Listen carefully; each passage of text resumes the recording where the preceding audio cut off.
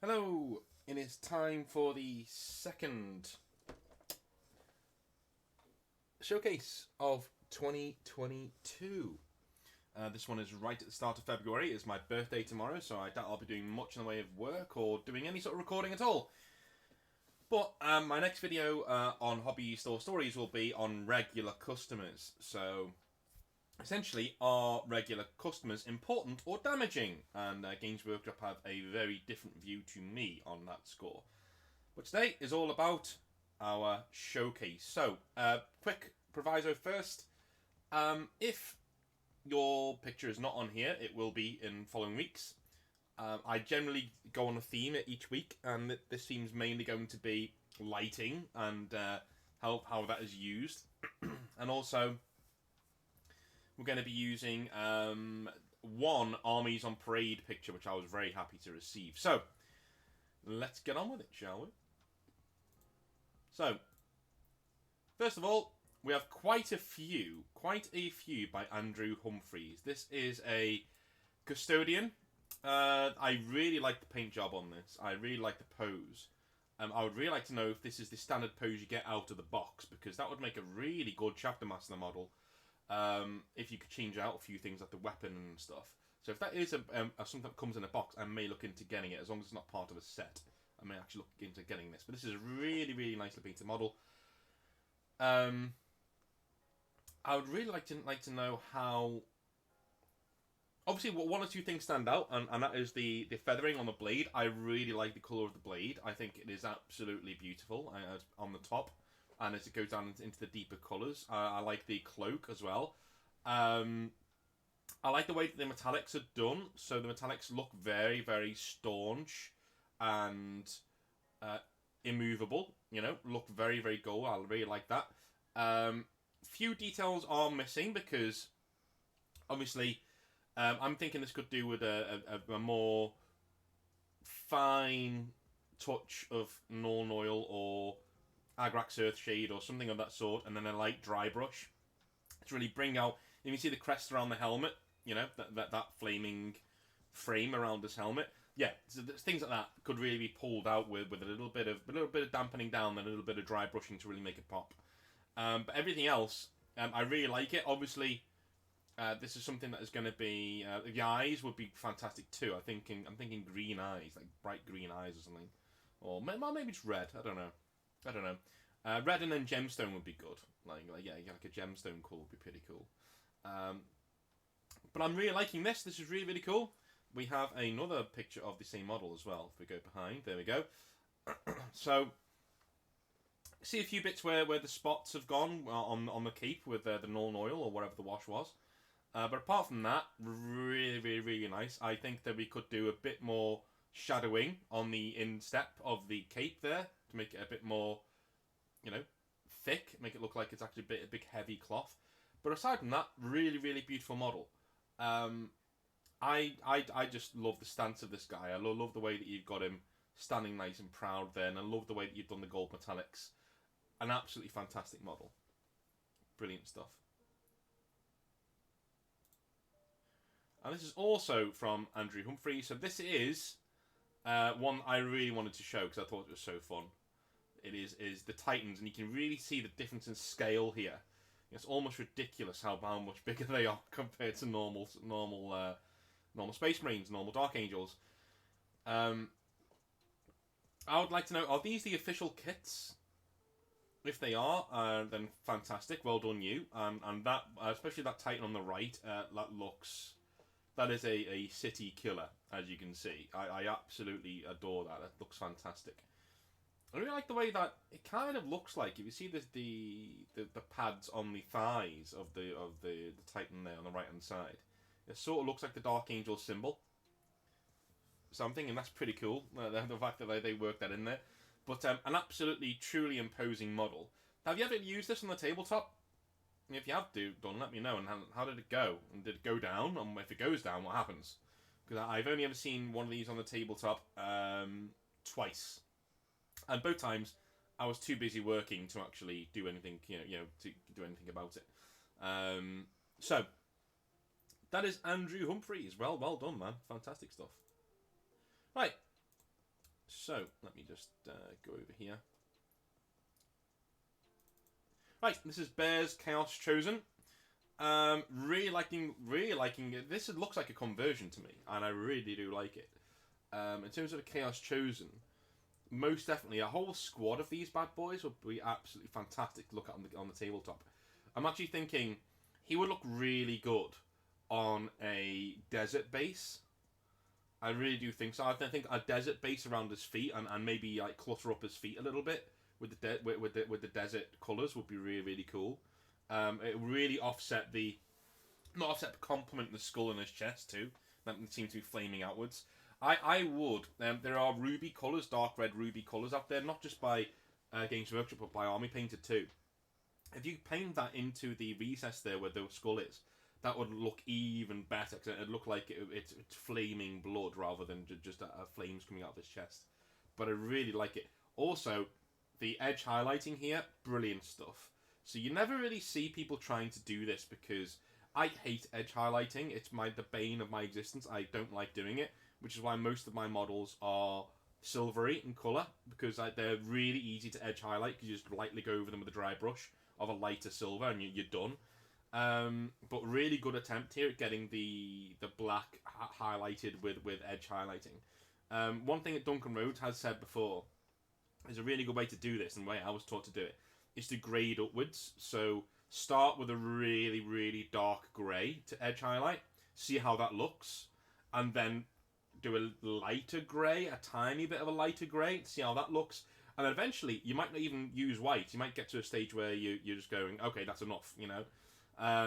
It looks to me like you've done 1 or 2 passes with a white.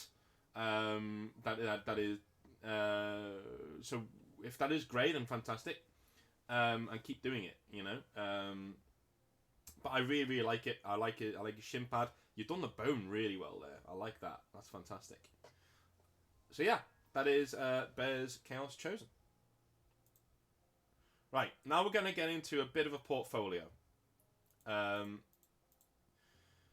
this is from Amigos Rasputin. And the next few pictures are going to be from Amigos Rasputin, because he sent me quite a few. So I've actually got this model. So the base of this model is Bastion, whatever his name is. He's the leader of the Stormcast Eternals. And I've converted him to be Khaldor Drago, basically a Grey Knight, with a huge, massive sword. But I really like this pirate Caradron Overlord. He looks absolutely menacing. Of course, he's not a dwarf, because this is actually quite a large miniature. In fact, it's a huge miniature for an infantry model. So, all I can imagine is this is a dwarf who is essentially... He's got his right arm, his torso, and everything else is just mechanical. You know, he's just in this, like, massive mechanical suit. Really like his lanterns there. I think, as a pirate overlord, this is a really intimidating model. And actually looks like he's picked this weapon up from a dead Stormcast Eternal.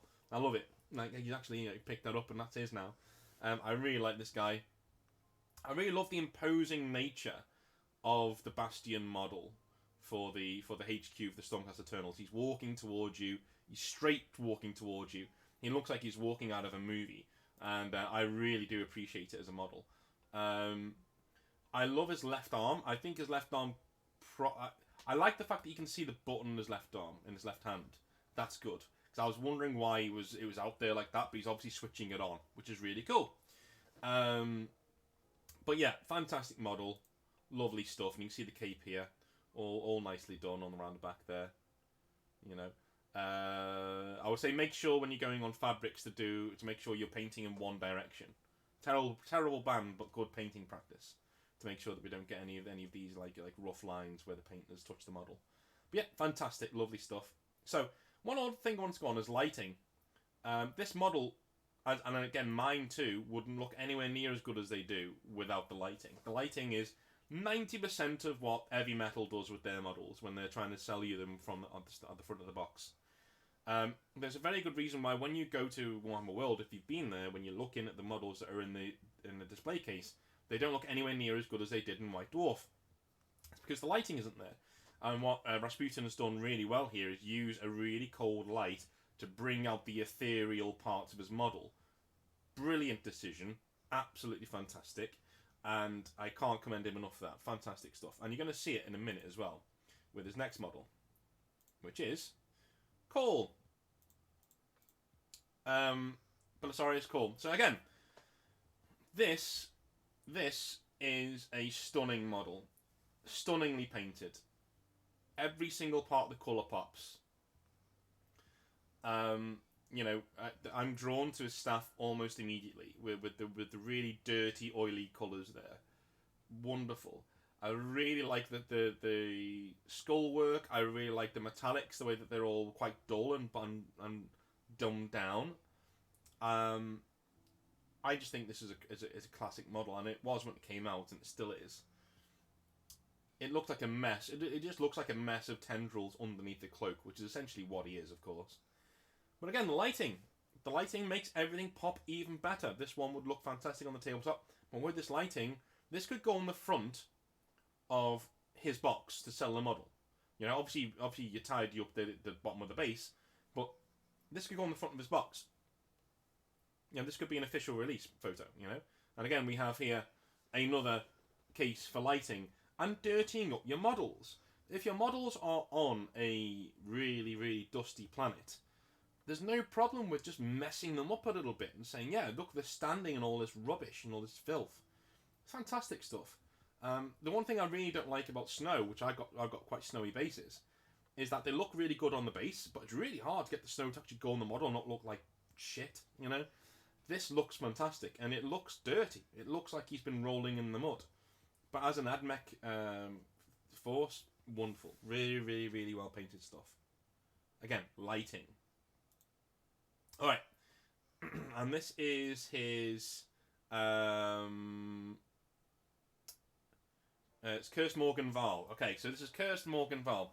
So we're not actually seeing the bit I wanted to show you just yet. So, the bit I wanted to show you... This one. This is a top class conversion right here. And really, really, really nice conversion. I honestly can't say enough about this. I wish I had more clear pictures. In fact, if you've got any Rasputin, please send them to me. But yeah, I want to start on this picture right here, because I think it's absolutely wonderful. He's pointing his weapon. I love models that do this. The best models for me are they're standing on something, like they're about to kick off and do something really cool, and they're pointing at something. So they're getting ready to fight, essentially. I really dislike models of a stationary pose. So through the Watchmaster, the Watch Captain for Death Watch, I hate that model. He's just standing there. He's just standing there with his spear straight up, just standing there, just not doing anything. I hated that model. And I models need to be in flowing for me. They need to be in a pose that is do you remember that scene in The Simpsons where Homer's being dragged? There's like a kung fu fight going on in front of his house, and he's getting dragged in. He's like, oh, but Marge, that one guy's going to do something really cool. He's not done anything yet, and you know he's going to. And then he goes inside and he is and like do some mad, really cool shit. He goes, oh, because he missed it. Right? That's what a model should look like. He should look like this, like he's about to do something super fucking cool. You know, he's about to, on that bit of stanchion there, he's about to push off of that and start slashing with his spear or diving on with his spear. Or even shoot out some sort of force beam or something from his spear, considering the way he's looking, you know? I really love the Magister Amon model from the Thousand Sons Horus Heresy series, because he's diving forwards and he's got his hand out like he's trying to force choke somebody. And he's got a spear there too. He looks the fucking shit. He looks really cool. He's in motion. He's going, you know, I really love sweeping characters. I love the Alfarius model, because he's about to stab that Marine in the back. He's doing something. He looks like he's about to do something to somebody on the tabletop. You're not just standing there. And I love this, right? I love the way that you recognise this, and you posed it correctly as well. And you got this as well. It's looking from the other side. You know, it's just great. It's just a really lovely, fun model. I can tell you like your greens too. It's a really lovely, fun model. And yeah, I like it. I like it.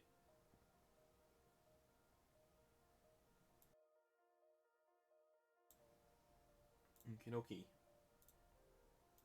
Right. Now we've left Rasputin there.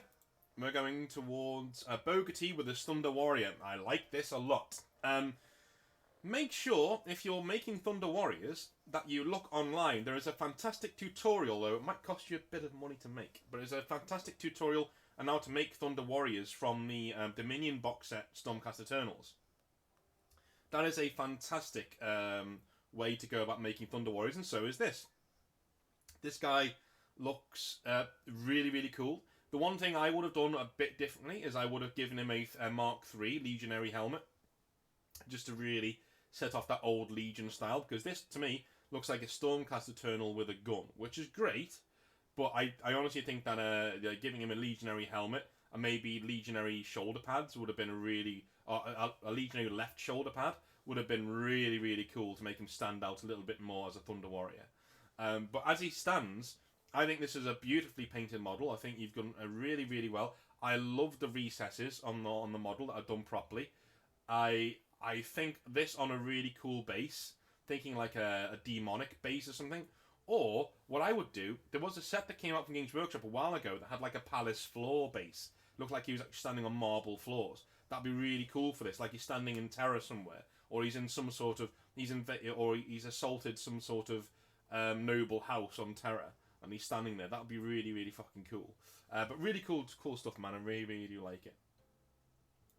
Alright. We have Logan's Nurgle Guy. Right.